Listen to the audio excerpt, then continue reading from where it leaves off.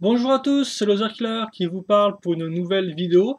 Une vidéo un peu spéciale, en effet, il s'agira donc de ma vidéo top 5 de l'année 2013. Donc souvenez-vous, ça a commencé en 2011 avec une idée de Shadow qui voulait donc faire des vidéos où on donnait nos 5 modèles préférés de l'année. Et bah écoutez, on est en 2013, on est presque à la fin de l'année, donc fin novembre. Et ben on va faire ça tout de suite, on va pas perdre plus de temps que ça. Voilà. Donc pour cette vidéo top, j'ai décidé de faire avant tout, de présenter 5 modèles, et chacun représentant un thème, parce qu'effectivement j'aurais tout aussi pu bien faire un top 5 avec que des modèles Shima, mais bon, je me suis dit que c'était mieux de faire un peu plus diversifié, et c'est pour ça qu'on aura un thème par modèle, par position, et qu'ensuite avec le numéro 5. Allez, tous ensemble. Et donc on va commencer avec la référence 70 502 Cole's Earth Driller, ou en français la foreuse de coal. Ça coûte 18,99 €, et c'est donc ce modèle-là, donc un modèle Ninjago, sorti en 2013. Et attendez que je trouve les petites figurines qui vont bien. Voilà, cool, ainsi qu'un des soldats de pierre, les ennemis donc de 2013. Et donc voilà, alors pourquoi j'ai choisi ce modèle-là? Alors j'aurais pu choisir le petit mecha de Eka qui est aussi très sympathique, mais je pense que Shadow le prendra peut-être, voilà, ou même s'il le prend pas, c'est pas trop grave. Et donc je voulais au final plus mettre l'accent sur les deux modèles à environ 20 €, donc 19 €, qui selon moi eh bien, sont de très bons modèles pour leur prix, voilà, aussi bien au niveau construction que design, ils sont assez complets et ils ont des mécanismes assez sympathiques. Et donc dans les deux modèles, donc celui-là et la moto guerrière, donc une espèce de véhicule avec une grosse chenille à l'avant, eh bien c'est peut-être celui que je préfère, c'est peut-être celui-là, excusez-moi, que je préfère, du fait de son mécanisme, donc avec les petits trucs comme ça roule et la chenille roule en même temps, que j'apprécie beaucoup. Donc une construction assez intéressante, un bon petit design, un schéma de couleurs qui fonctionne bien, des stickers bien casés, voilà, deux petites figurines de qualité. Voilà, pour moi franchement c'est un modèle qui vaut bien son prix, qui est fun à construire et fun à jouer avec franchement un mécanisme qui est super rigolo. Voilà, donc j'ai pas grand chose de te dire là-dessus, mais c'est un modèle qui est juste agréable, et pour le prix ça me rappelle un peu tous les véhicules de type camion que fait Lego pour le Theme City, voilà, sauf que là bah, c'était pour Ninjago, et bah moi je trouve ça assez ça rend plutôt bien, voilà, je trouve que c'est franchement, pour cette gamme de prix là, c'est un modèle qui est très efficace, qui a juste tout ce qu'il faut là où il faut, et voilà, il n'a pas non plus de gros problèmes, et donc je voulais mettre l'accent là-dessus parce que je pense que c'est des modèles qui sont ma foi assez intéressants, et que bah, qui moi m'ont assez agréablement surpris, voilà, hein. Les autres modèles un peu plus chers de Ninjago 2013 étaient pas non plus trop mal, mais bon, c'était pas non plus extraordinaire, ils m'ont pas vraiment laissé la même impression, voilà, même s'ils pouvaient être bien parfois. Alors celui-là était quand même assez chouette. Donc mon numéro 5, hein, le Color Thriller, la force de Cole, qui est, bah voilà, franchement, pour les petites bourses, entre guillemets, c'est franchement un très bon set. Donc c'est pour ça que je l'ai pris, parce que voilà, au moins, hein, pour une fois, ce n'est pas un set énorme qui coûte la peau des fesses, non, il reste très correct niveau prix et plus que correct niveau design et fonctionnalité.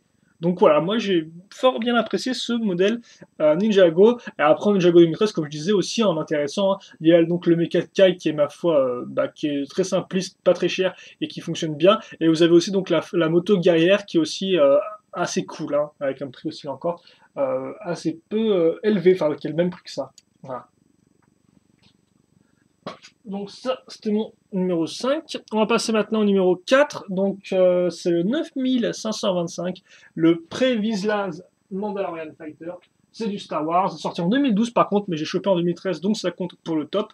Et ça coûte 49,99 €. Et donc c'est ce monsieur-là. Voilà. Alors peut-être par contre, ouais, dans la figure, je peux vraiment mettre le pied, vu que sinon c'est en mode... Voilà, avec les trois figurines. Bon, je vous rappelle, hein, les modèles ne viennent pas avec des socles, hein, ça c'est moi qui les ai rajoutés de ma collection personnelle. Donc le Previsla Mandalorian Fighter, hein, donc bah, c'est un modèle qu'au final que je jouais depuis longtemps, donc je l'attendais en clair beaucoup. J'aurais pu être déçu, et au contraire, j'ai été très agréablement surpris, alors que ça arrive assez peu. Souvent des fois, quand on a beaucoup d'attentes envers un modèle, on est des fois assez déçu du résultat final, vu qu'on attendait vraiment beaucoup. Et là, au final, ce n'était pas du tout le cas, voilà. Et puis surtout, bah, c'est un modèle Star Wars, donc forcément c'est un peu cher, mais pour une fois, bah voilà, ça coûte 50 € donc, et pourtant il n'y a que un vaisseau et trois figurines, et pourtant, eh bien, ça ne m'a pas dérangé, parce que j'étais vraiment satisfait du modèle final. Donc voilà, là voilà, au moins je veux dire ça c'est entre guillemets pour moi c'est un bon set Star Wars parce que j'ai pas l'impression de m'être fait arnaquer au niveau du prix. Voilà, mais après c'est vraiment quelque chose de très subjectif, hein. C'est vraiment une question de goût et d'opinion ça, hein. Bien sûr, certains trouveront peut-être des modèles mieux que d'autres et seront plus prêts à dépenser 70 € dedans, tandis que d'autres seront forcément un peu plus déçus s'ils n'étaient pas intéressés par le modèle en premier lieu. Voilà. Mais pour ce prix-là, moi qui aurais pu penser que c'était un peu trop cher, eh bien non, voilà, bien non, j'étais entièrement convaincu par ce modèle-là. J'aime beaucoup ses formes, ses couleurs claires comme ça avec le gris foncé, bon bah qui est quand même assez présent, mais néanmoins qui reste quand même derrière le blanc et le bleu qui ressortent bien, la forme, les différentes fonctionnalités que j'apprécie beaucoup. Hein, donc je vous rappelle, on peut mettre le vaisseau, on peut tourner donc les ailes comme ceci, voilà, enfin, tout le cockpit qu'on tourne par rapport aux ailes. Alors les ailes qu'on tourne par rapport au cockpit, ça rend vraiment bien. Il y a aussi une position d'atterrissage qui fonctionne assez bien comme ceci. Donc voilà, c'est un vaisseau, c'est du Star Wars, c'est pas spécialement incroyable et tout, mais c'est vrai que je joue depuis longtemps, et bah moi j'ai été très fort convaincu par ce modèle-là, voilà. Donc j'ai rien de plus vraiment à dire là-dessus, une nouvelle fois, à part qu'il y a des pièces qui tombent à l'arrière. Ça par contre c'est un réflecteur, on a des petits problèmes. Hein. Mais sinon ouais, là encore, c'est un modèle, ceci t'es gentil, choupi. Voilà, voilà c'est juste un modèle que j'aime bien. Pourquoi? Pour le design, la construction aussi est pas trop mal au niveau de la rotation, au niveau des pièces ici, les formes qui s'ouvrent. Bon, voilà, il n'y a pas une tonne de mécanismes, hein, c'est pas non plus le modèle le plus jouable de l'univers, mais voilà, moi j'aime bien. Voilà, moi j'aime bien le design, je trouve qu'il fonctionne bien. Et puis comme je disais, bah, pour une fois, malgré l'attente, malgré le prix un peu élevé, au final, eh bien, ce sont deux points qui ne m'ont pas du tout déçu et qui ne, bah, qui n'ont pas empêché d'apprécier le modèle, bien au contraire. Voilà. Donc voilà pour mon top 4, hein, ce modèle Star Wars, donc le Previslas Modern Fighter, qui est bah, peut-être un des meilleurs sets Star Wars, même si j'aime aussi beaucoup donc le Republic Striker Class Starfighter, mais bon, celui-là je l'avais vu en 2012, donc bon, j'avais pas le mal. D'ailleurs, je sais pas s'il était apparu dans mon top 5 2012, ce modèle Star Wars là. En tout cas, celui-là, bah, il est en 2013, et je peux aussi que vous le conseiller. Voilà. Voilà aussi. Les pièces qui tombent, toujours sympathique ça. Numéro 4. Numéro 4, eh bien, c'est le 79 103 Turtles Lair Attack.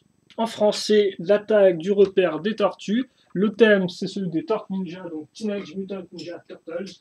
Et donc ça coûte 54,99 € et mon siège est en train de baisser tout seul. Oh, merci, j'ai un petit sur remonte. Et donc ce modèle-là, voilà, alors lui il est quand même assez différent des autres, hein. C'est pas un véhicule comme on peut voir, c'est une structure. Alors on va essayer de vous montrer bien l'entier parce qu'il est quand même assez élevé. Donc ça représente, enfin ça, c'est une interprétation du QG des Tortues, bien sûr tiré de la série animée qui était diffusée depuis 2013 en France, je pense. Voilà. À pas oublier les figurines, parce qu'il y a quand même beaucoup de figurines aussi. C'est vrai qu'effectivement, on a un peu plus, comme ceci. Donc voilà. Et donc, ce modèle-là, eh bien, c'était franchement une très bonne surprise. C'était celui qui me tentait le plus dans les Tortues Ninja, donc j'avais acheté et tout pour... parce qu'on m'avait demandé de faire des vidéos sur ce thème-là. Et c'est vraiment un thème qui est très complet.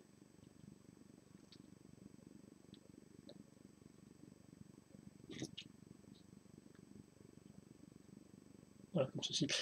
Et donc c'est vraiment au final un thème qui est un thème n'importe de collection à contrôle. Je suis un peu perdu aujourd'hui, je trouve, hein, quand même. Hein. Je sais pas si vous trouvez aussi, mais moi je trouve quand même. Donc ouais, ce modèle-là que je trouve bah, très bien, il m'a vraiment surpris parce qu'il est bien complet. Voilà, donc c'est vraiment une structure qui a tout ce qu'il faut là où il faut. Il y a du mécanisme, il y a du détail, il y a de la figurine en masse, il y a de la figurine un peu exclusive aussi, hein, incroyable. Donc non, franchement. Ce set, je trouve, à tout pour plaire, et d'autant plus qu'il coûte pas non plus, enfin il coûte pas non plus, 55 €, c'est pas non plus donné, tu me diras, mais là encore, c'était pas non plus un gros problème une fois le modèle fini, j'étais vraiment satisfait de mon achat, et ça c'est donc c'est bien sûr forcément le plus important. Mais donc ouais, donc si revenir rapidement là-dessus, même si on a déjà fait la review, les détails par exemple avec l'étagère, le petit labo donné à ce niveau-là, la grue, la petite...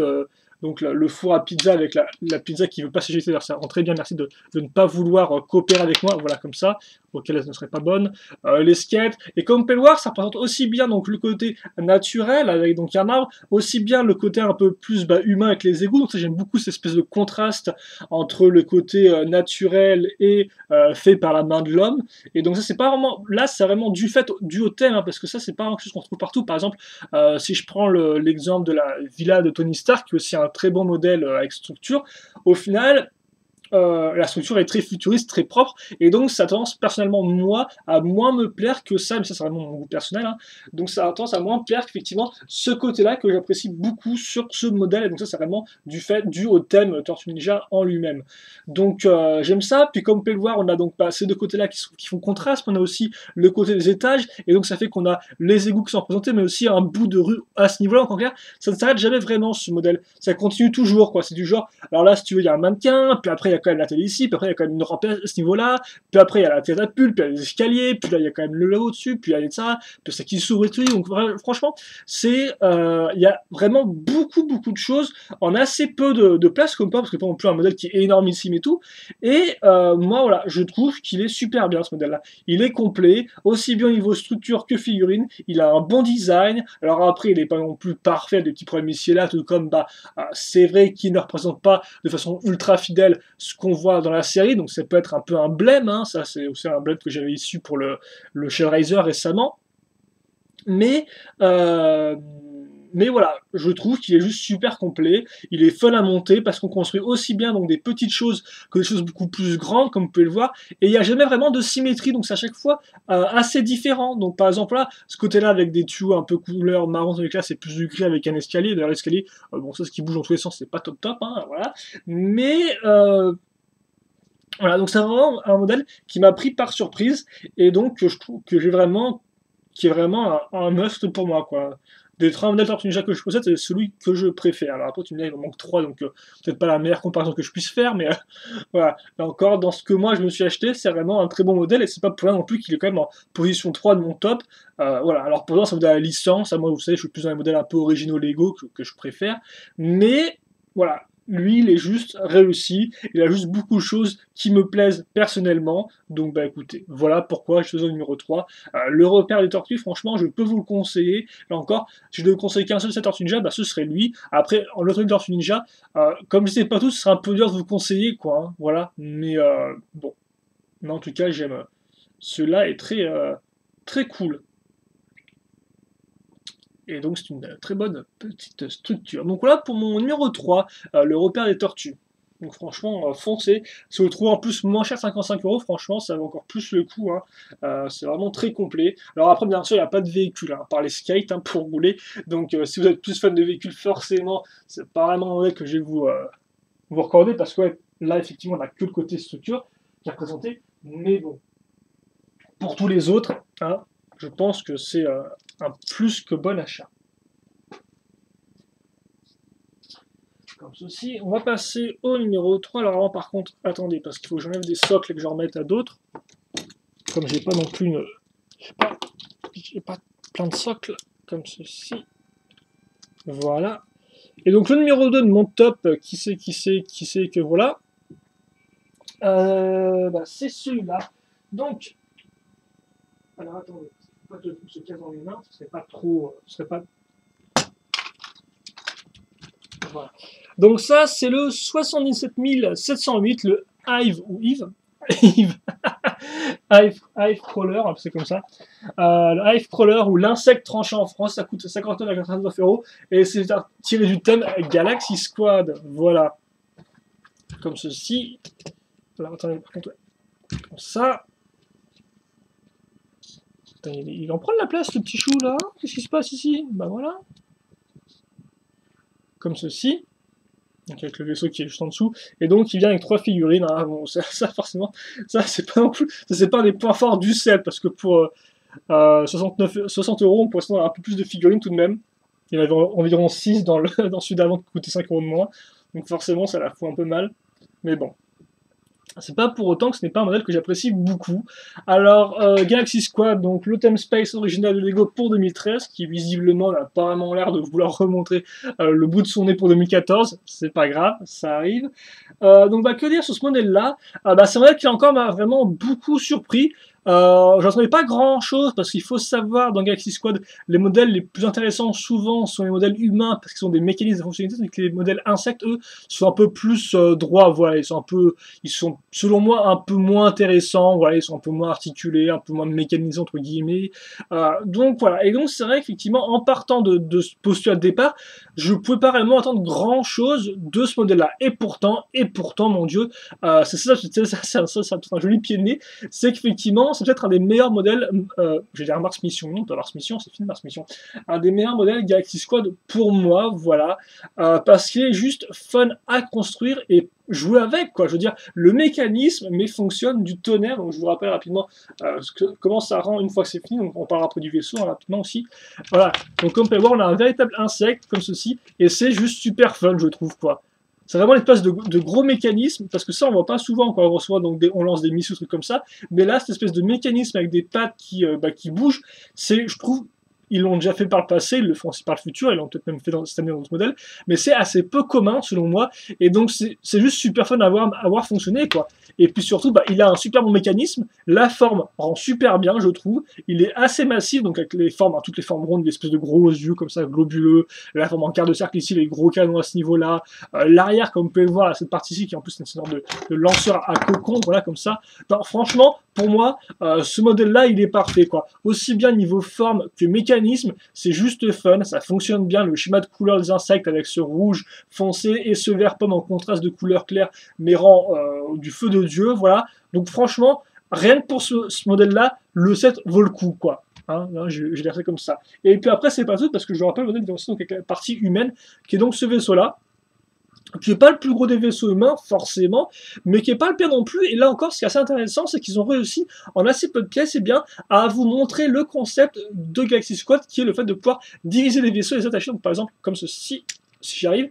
Et donc ça, je trouve ça cool, parce qu'effectivement, en très peu de place, là encore, on a le concept de Galaxy Squad qui nous est montré sous nos petits yeux, et donc c'est pas la peine d'aller acheter un modèle à 20, ou enfin, d'aller acheter deux modèles, un humain et un extraterrestre. Là, vous avez vraiment le thème qui est bien représenté, quoi.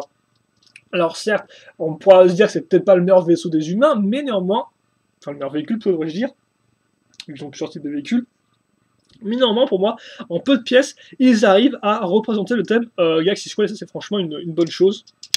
Avec assez peu de pièces, voilà, donc après on peut le combiner. Et donc d'un côté, vous avez ce qui fait du camp des humains, vraiment leur point fort, donc le fait que c'est modulable, et de l'autre, vous avez les extraterrestres donc avec leur meilleur véhicule. Donc vous avez vraiment un peu du meilleur des deux mondes, et donc c'est pour ça que moi j'apprécie beaucoup ce modèle. Alors certes, il est assez cher, hein, on va pas se cacher non plus, mais pour moi, ça paye franchement. Quand j'ai fini de construire le modèle, le prix n'avait pas vraiment d'importance, quoi. J'étais vraiment super satisfait. Alors après, c'est sûr, hein, certains préfèrent peut-être les modèles humains, je leur en veux pas, mais voilà, pour moi, ça c'est franchement, c'est vraiment le plus fun, quoi. Et forcément, le fun, c'est pas vraiment une notion très objective, hein, mais je trouve que voilà, le mécanisme est juste super original, la forme, mais tout, pour moi, en fait vraiment un bon modèle, voilà. Il n'y a pas vraiment de grosses reproches, si ce n'est que voilà, pour 100 €, on aurait pu vouloir plus de fixe et compréhensible, mais bon voilà.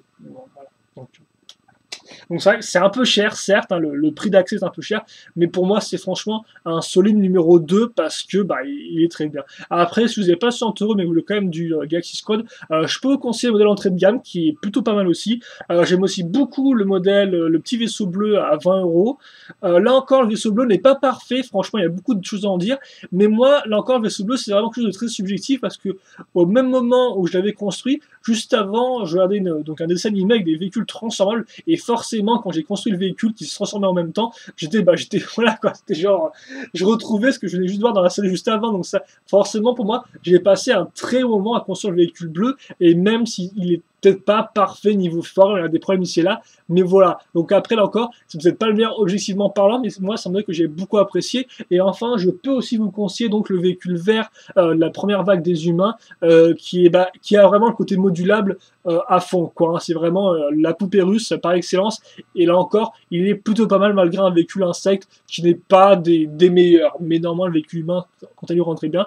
Et si vous avez les moyens, je ne peux que vous conseillez ce modèle-là, donc le Hive Crawler, l'insecte tranchant, qui pour moi a franchement une bonne bouille, des bons mécanismes, le véhicule humain est assez top, hein, j'aime beaucoup la forme aérodynamique, et puis comme je disais, vous allez peut-être transformable, hein, même si là il est peut-être un peu, entre guillemets, anecdotique, au moins il est là, et donc rien que pour ça, on ne peut qu'apprécier l'effort des designers de l'avoir inclus. Donc bah voilà pour mon numéro 2, donc ce set Galaxy Squad, et donc on va maintenant passer au numéro 1, donc, voilà. Si je vais y arriver. Alors, je m'excuse, c'est autant le bruit de mon ordinateur, mais je ne parle plus devant. Alors, le numéro 1, c'est la référence 70004. Les initiales du thème, LOC. Et donc, c'est le Wax Pack Tracker, le tout-terrain loup de Wax, ou tout-terrain des loups de Wax, je ne sais pas, et ça coûte 31,99 €. Et donc c'est du Legend of Shima, voilà, et sorti en 2013. Et donc pourquoi ce modèle-là Shima plus qu'un autre, parce qu'il y a vraiment pas mal de bons. Lui je l'ai pris parce que c'est au final, alors par contre, excusez-moi, j'ai juste quitte à faire remettre les socles, hein, hop là, parce qu'il vient avec 3 figues de Choupi. Et d'ailleurs, c'est le seul véhicule loup en boîte de la vague 1. Et donc, c'est la seule façon de choper des loups en boîte de jeu, quoi. Le reste, après, il fallait passer par les speeders si vous vouliez vous payer du loup.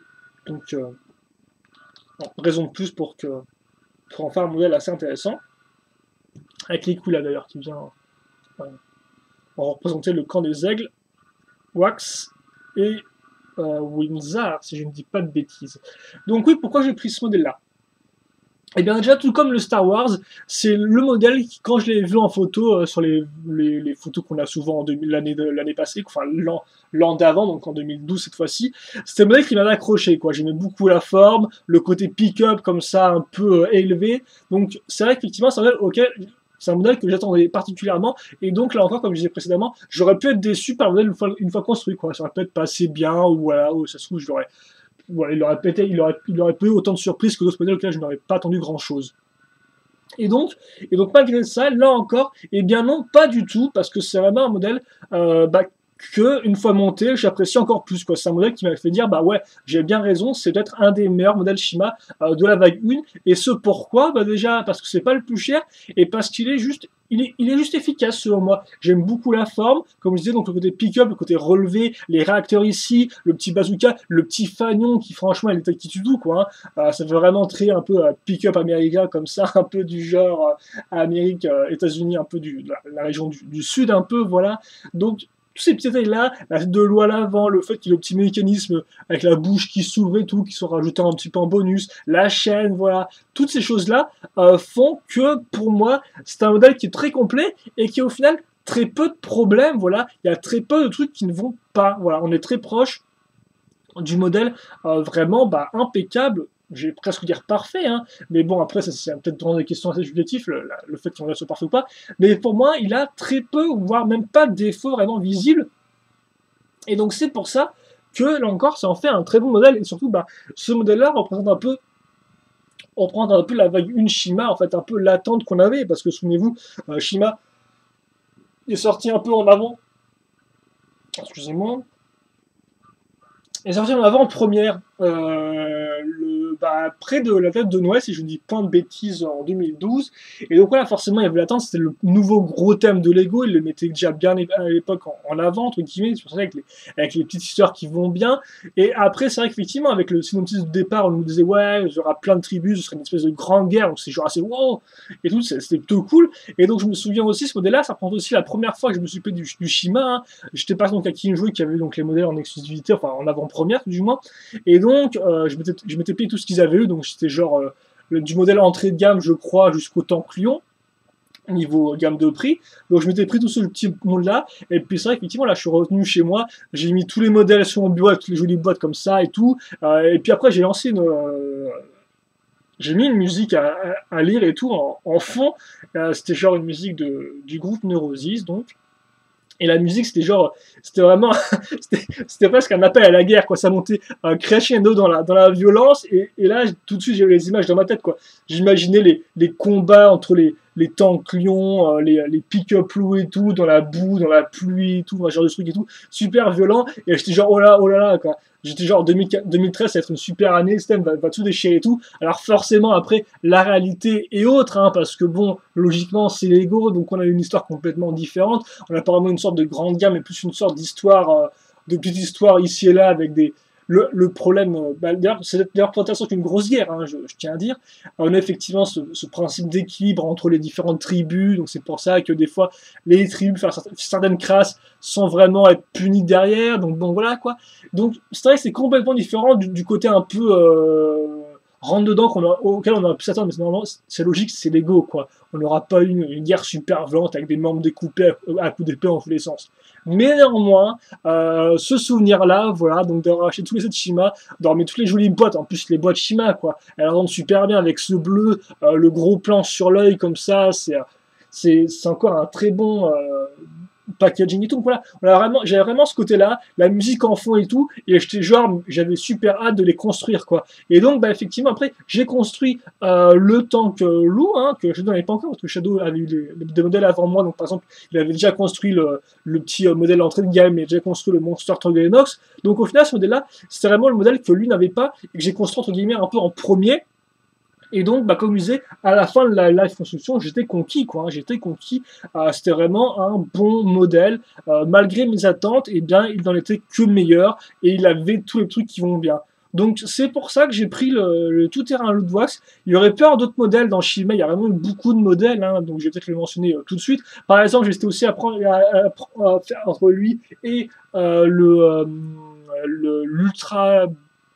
Je sais plus comment ça s'appelle ça d'ailleurs, l'ultra bolide d'écoulage, je sais plus. Bref, le tank Aigle, hein, qui est sorti un peu en secret dans différents magasins, que j'aime beaucoup aussi, c'est un modèle préféré, hein, peut-être un de mes véhicules Aigle préférés. J'aime beaucoup la forme, le côté détachable et tout, en plus qui inclut à l'époque deux figurines un peu exclues avec Aiglor et bah, d'ailleurs un autre clou, hein, d'ailleurs je me suis trompé quand je disais qu'il y avait le clou avant.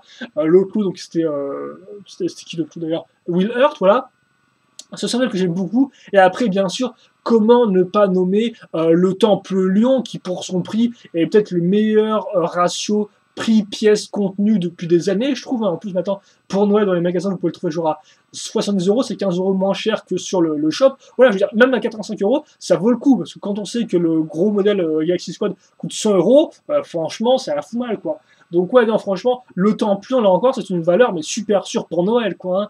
Hein. Si vous avez déjà ce modèle-là, franchement, je vous conseille. Idem aussi, le repère Croco, que j'apprécie beaucoup, qui d'ailleurs, niveau détail, est peut-être même un peu plus intéressant, selon moi, que le Temple Lion, voilà. Donc, par exemple, rien que ces trois modèles-là, c'est aussi des très bons modèles Shima que j'ai beaucoup apprécié. Idem, la moto Aigle rend pas mal du tout, hein, et je pourrais continuer. Par exemple, j'aime aussi beaucoup le véhicule Corbeau, enfin le gros véhicule Corbeau. Donc bon, voilà quoi. Mais effectivement, en must, pour moi, c'est ce véhicule-là parce qu'il est peu cher et il est très représentatif de Shima et en plus, il a très peu de défauts et puis c'est un des seuls véhicules loups parce qu'il n'y en a que deux qui sont sortis et le deuxième est beaucoup plus cher, hein, genre 70 €. Donc franchement, moi, ceux-là, je peux vous le conseiller. Hein. Alors c'est sûr, vous n'avez pas les deux tribus importants de Shima, en clair les crocos ou les lions, mais franchement, celui-là, il rend super bien, quoi. Et il est dynamique, il a ce côté pick-up, il a les tailles ici et là, en veux-tu, en voilà, il a la tête de l'eau à l'avant, franchement, il est presque parfait. Et donc c'est pour ça que c'est mon numéro 1. Après, rapidement aussi, une mention sur les speeders. Je ne l'ai pas pris. Néanmoins, là encore, une autre expérience. C'était vraiment inoubliable. C'était mon premier web show sur les speeders. Là encore, les web shows, enfin les web shows, non. Les speeders, c'est pas spécialement un truc qui me faisait envie, quoi. Hein. Alors, j'arrêtais pas de demander est-ce que je les prends, est-ce que je les prends pas, si je les prends, est-ce que je les prends tous pour faire la collection. Et donc, un jour, c'est tombé, je suis à Maxi Toys, il faisait genre, je crois, 15% ou 10% de réduc. Je me suis pris tous les speeders vague 1 et vague 2 à la fois, voilà, j'étais bien, je avais pris ça, et je sais pas trop à quoi m'attendre, mais au moins c'était fait. Et donc, j'ai fait mon web show, hein, où j'ai construit donc les quatre modèles, 3 même si. 3, ouais, 3 je crois que je 3. Et donc, à la fin du webshop, j'étais mais super content, quoi. C'était vraiment un peu comme Noël. C'était vraiment l'ouverture. On découvrait les cartes, la figurine, les armes, la structure, bref, les petits éléments-là qui se regroupaient. Et donc, c'était juste super fun. Alors, sûr, c'était pas non plus donné, hein, 15 € le modèle, ça reste quand même une certaine somme.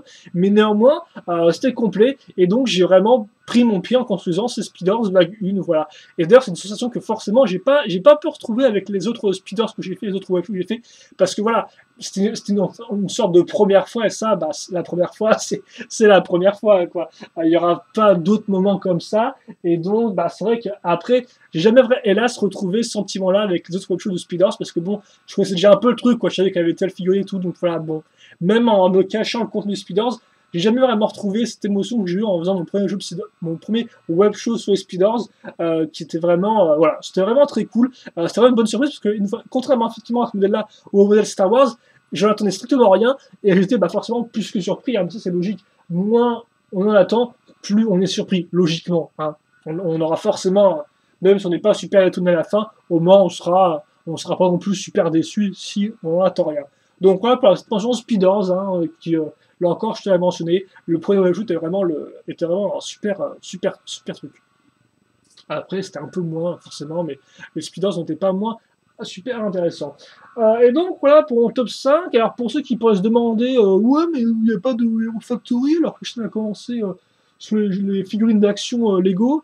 Alors, non, il n'y a pas de Hero Factory. J'hésitais à mettre Surge en position numéro 5, et puis au final, non. Alors, Hero Factory, il faut le dire aussi, la première vague, je n'ai aucun modèle. Hein. Shadow a eu la chance d'avoir à Noël tous les modèles de la vague 1, ce qui fait qu'au final, il les a tous achetés. Et moi, bah, en janvier, forcément, avec les nouveaux modèles qui sortaient, j'ai préféré mettre mon argent dans du Ninjago, dans du Shima, que nous n'avions pas en commun. Voilà, au lieu de mettre ça dans du Hero Factory. Et donc après, bah, j'ai eu que des modèles vague 2.